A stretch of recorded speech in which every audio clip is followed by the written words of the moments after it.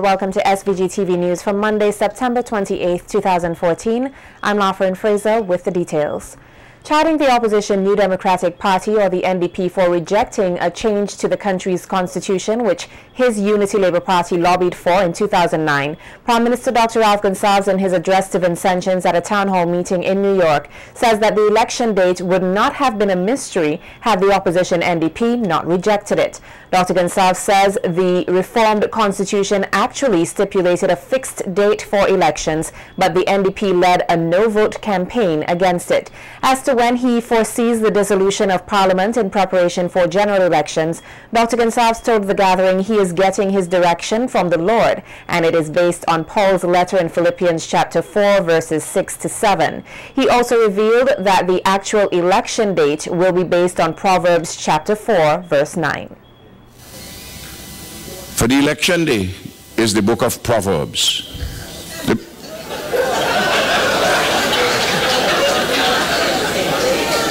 Chapter 4, verse 9. And that entire chapter deals with wisdom. So you come to the gate with understanding. And for election day, you apply your heart to wisdom. And as that verse 9 tells you, we will be given the crown of splendor. We will be given the crown of splendor on that particular day. The actual dates are inside of those two pieces of scripture. And at the appointed time, it would be revealed, Brother Tony, the dates. And Prime Minister Gonsalves used the opportunity at the town hall meeting to give an account of his ruling Unity Labour Party administration stewardship and outlined 7 different reasons why the ULP should be re-elected to office.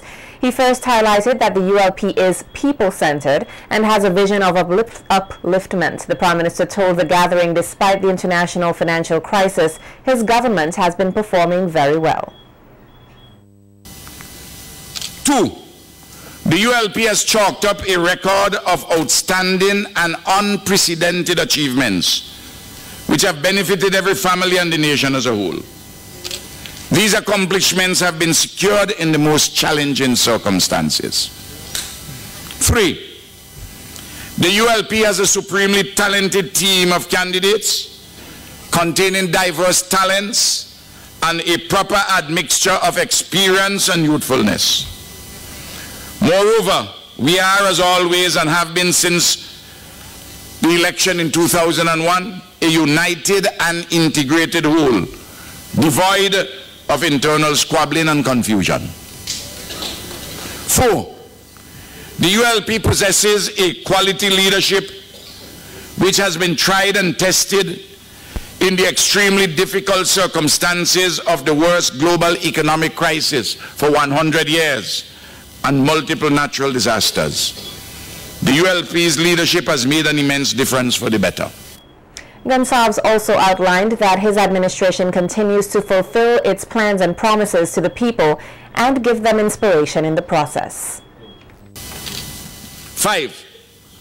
The ULP has kept its promises to the people in every area of public policy and have thus made St. Vincent and the Grenadines a much better place in which to live than before. 6. The ULP has a profound love for the people of St. Vincent and the Grenadines, individual and collectively unmatched in our country's history.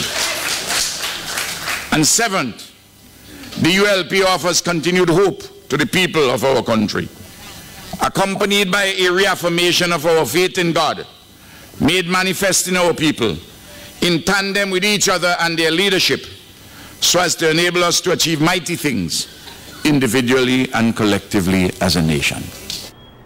Opposition MP for North Leeward Roland Patel Matthews on Saturday evening outlined his plans for the constituency at the launch of his manifesto at the Chateaubriand playing field. The event, however, started off with a mishap in which several supporters of the NDP were injured after a truck they were traveling on overturned in the Gordon Yard or Spring Village area. One woman reportedly lost a foot as a result of her injuries. During his presentation to the gathering at the Chateaubriand playing field, the opposition MP expressed sympathy for the injured and wished them a speedy recovery. Speaking of his plans for the North Leeward, Matthews says the ruling Unity Labour Party, or the ULP, has neglected the people of his constituency for too long and must be punished at the polls. Matthews claims that it took the destruction and lives lost in the 2010 floods for the ULP to show that they love the people of North Leeward after what he says is years of harassment because they did not vote in the ULP. All those years of neglect for the constituents of North Leeward. They took a flood in 2013 to remind the Gonzalez administration that North Leeward still exists. We have to lose lives. We have to give a sacrifice in blood. When 5 people lost their lives, that is when they realize they love you.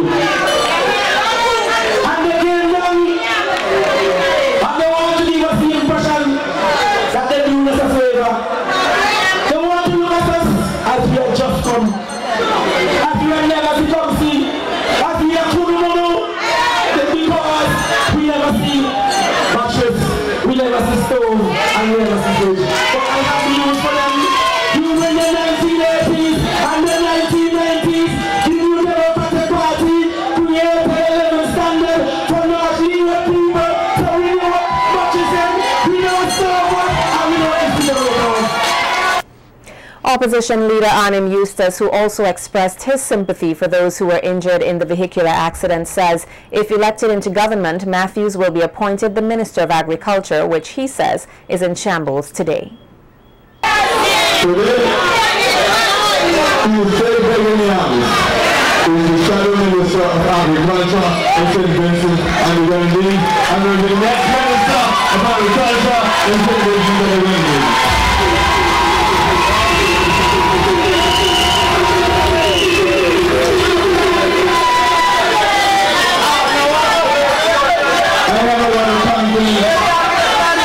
A lot of confidence in the unity of Patel Matthews. A lot of confidence. And in the first person that I appointed the Shadow Minister and Minister of Agriculture. And I am confident that he will do a good job to bring back agriculture to the Grenadines, which is the most important part of the things that we have to do right at the beginning of our time in office. We have to bring back agriculture to give our economy a kickstart.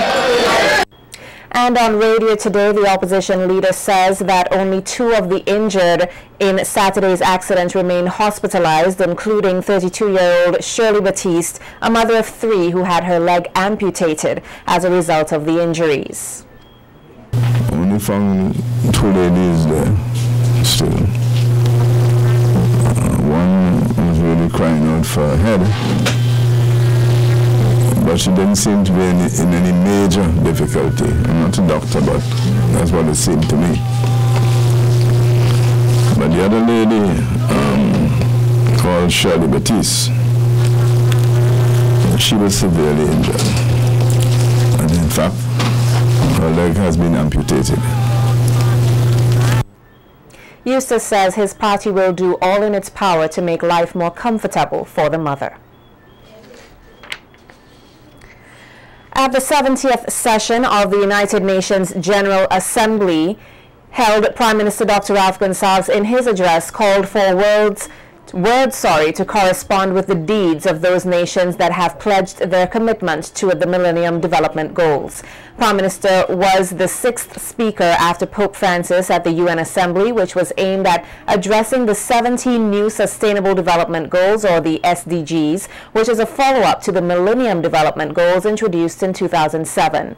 In his address, Dr. Gonsalves says it is a reflection on world civilization when the precepts of the Millennium Goals are followed through to completion. He says it is a responsibility for citizens to make the earth not only a better place economically, but also socially and environmentally. Faith and reason have brought us together to adopt the SDGs and to build upon the achievements of the MDGs to end poverty, promote prosperity and well-being for all, protect the environment, and address climate change. But faith is not an abstraction, and reason is not a fanciful construct. All the major world religions correctly advise that faith is made perfect with works, made complete with deeds, and reason must always be grounded in the real conditions of life and living. Always, too, we must apply our hearts to wisdom. Making Mother Earth a better place for all of us to live means that our deeds must match our words. I acknowledge that the world is a complicated place, awash with contradictions, and that humankind is not perfect. The Prime Minister expressed his displeasure over the greed of capitalists who he says are destroying the world economically and the environment. He says developing nations such as this country continue to feel the negative effects of such self-indulgence. The current model of a perverse and environmentally destructive global capitalism needs to undergo fundamental restructuring for the SDGs to be accomplished. And they will not be achieved too if there is failure in SDG number 17, which mandates a revitalization of the Global Partnership for Sustainable Development. My country, St. Vincent and the Grenadines, like all small island developing states, has an especial vulnerability to the deleterious effects of climate change. The poor globally suffer most from the maddening acceleration of global warming. For us in St. Vincent and the Grenadines, this matter represents an existential issue of our survival, yet we contribute north to this looming danger. Prime Minister Gonsalves says that SVG is committed to the new 17 Sustainable Development Goals and highlighted that the country has already fulfilled its obligations to the Millennium Development Goals, such as universal primary and secondary education, as well as improving maternal health. We commit to consolidating and building upon these accomplishments and pursuing in a focused way the Sustainable Development Goals over the next 15 years with the help of our global partners. It is true that the challenging global times in which we live make the achievements of the SDGs a difficult exercise. But our world civilization must rise to this awesome challenge. Failure will result in an apocalypse too horrendous to contemplate. We are at the crossroads of an historic and unprecedented opportunity to do far better for all humanity, but especially for the poor. Let us resolve to do so. Let not our hands be idle. Let not our faith waver, and let not our combined reason desert us. Let us simply shape a better future together with love.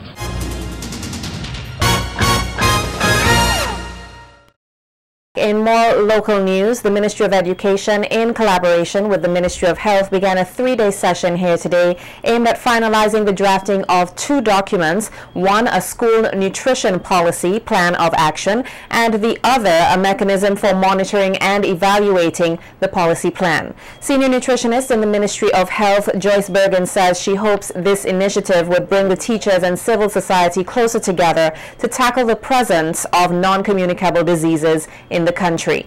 Bergen adds that under the nutrition policy, new aspects will be implemented into the school curriculum like backyard gardening and other activities that would ensure children and young people understand the importance of good nutrition and making healthy choices.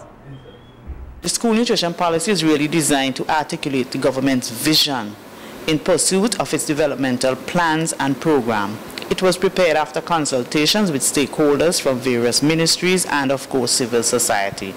The relationship among health, education, and civil society will be further strengthened to deliver on the human rights principles, providing both education for all and health for all.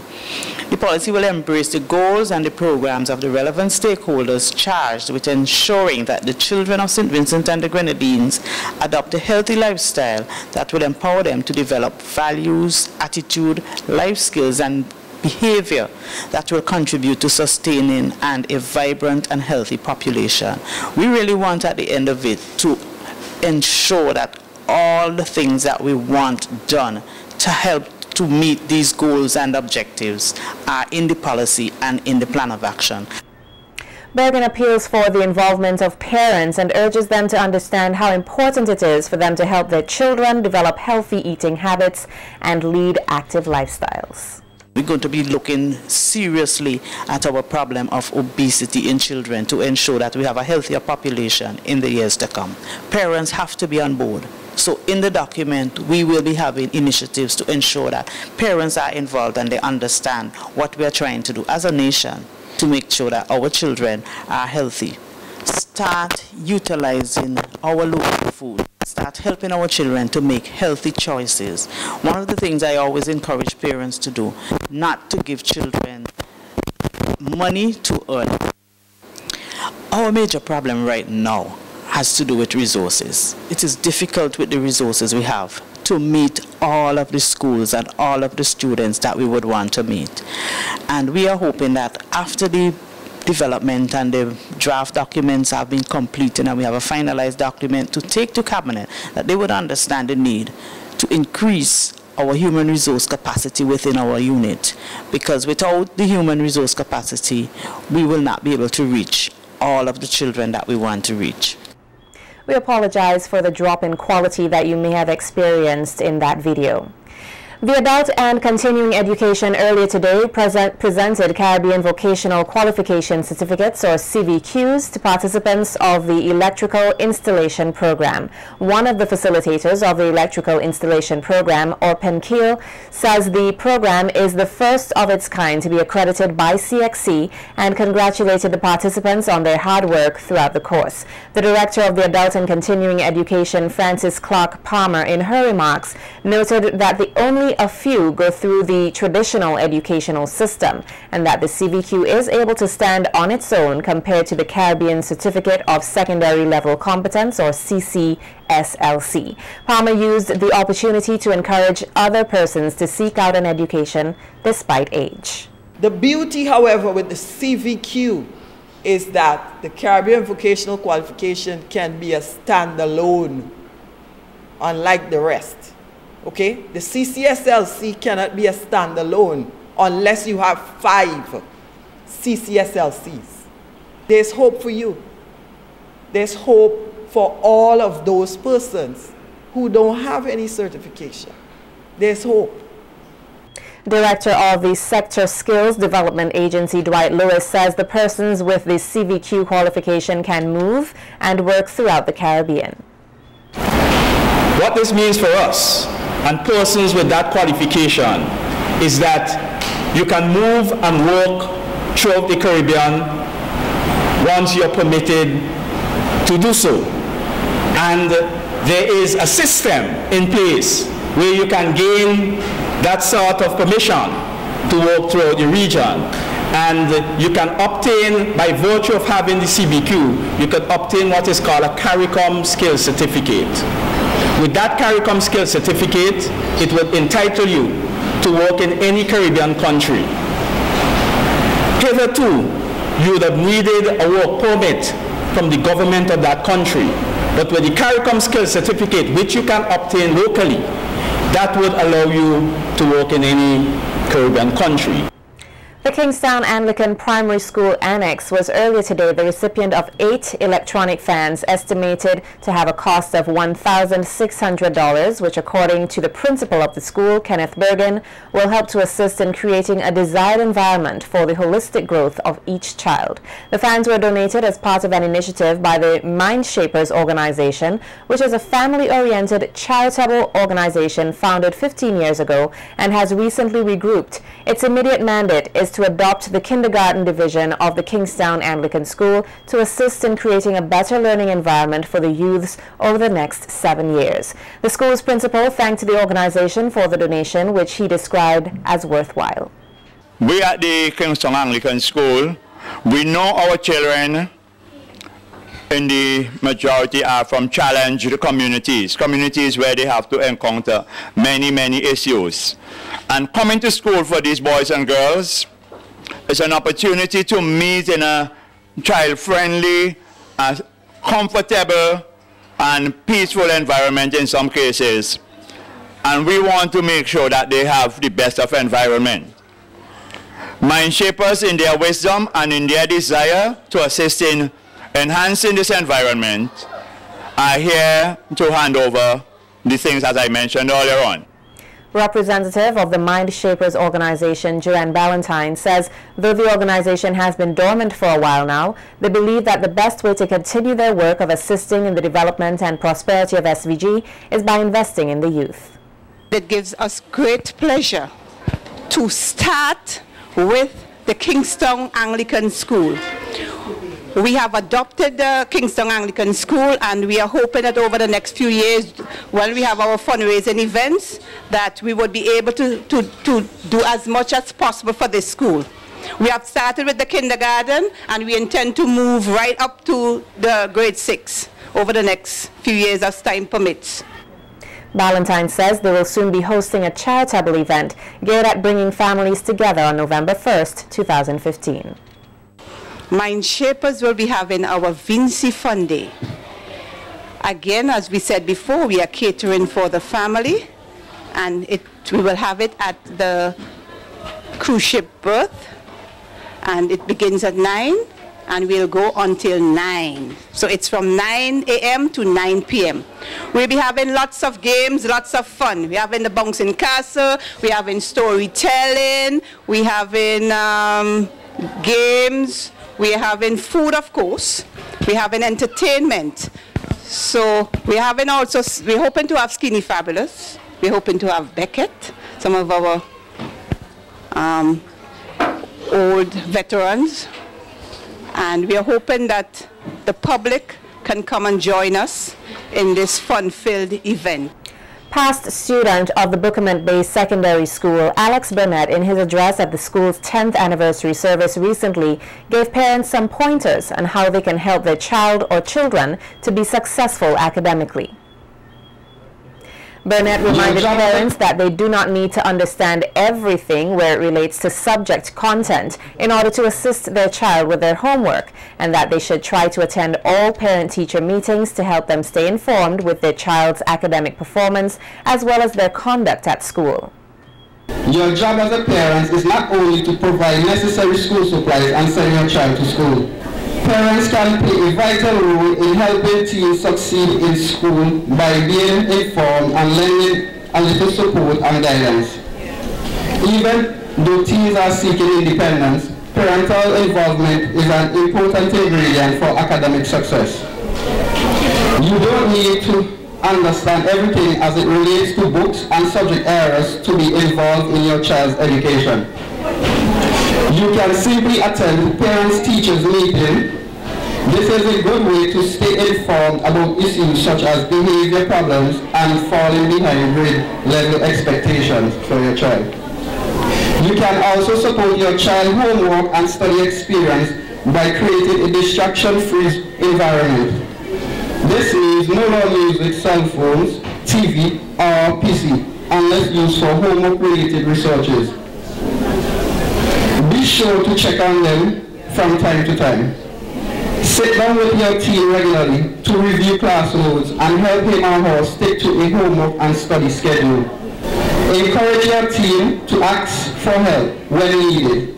Most teachers are available for extra help before or after school, and also might be able to recommend other sources, for example, evening classes. So parents, your job is not only just to send your child or children to school, you must get involved, take away the phones and computers if you have to.